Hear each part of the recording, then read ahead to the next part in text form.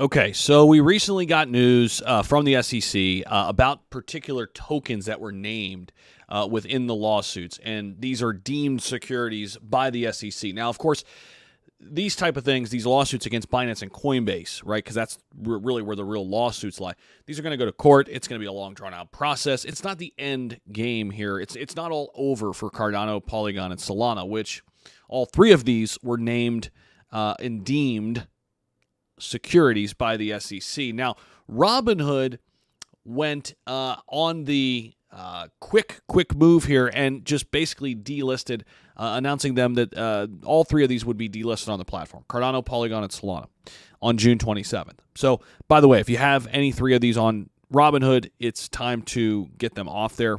They will be delisted June 27th. I believe it's 6:59 p.m. if I remember correctly. Okay, so there is that. So the question here is, though, what is Robinhood going to do about its other tokens that are listed there, right?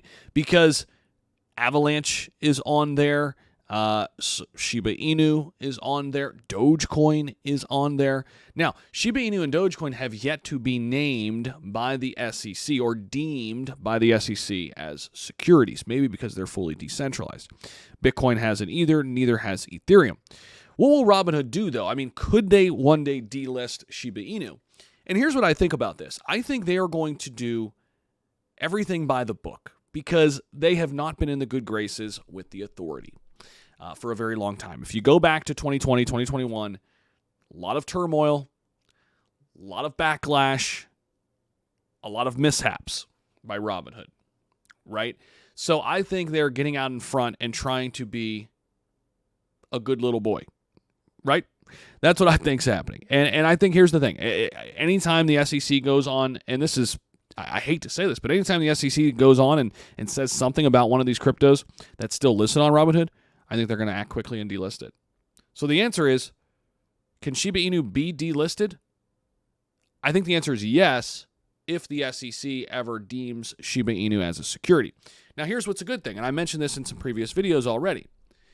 What Shiba Inu and Dogecoin and Bitcoin have going for them is the fact that there is no person you can go after.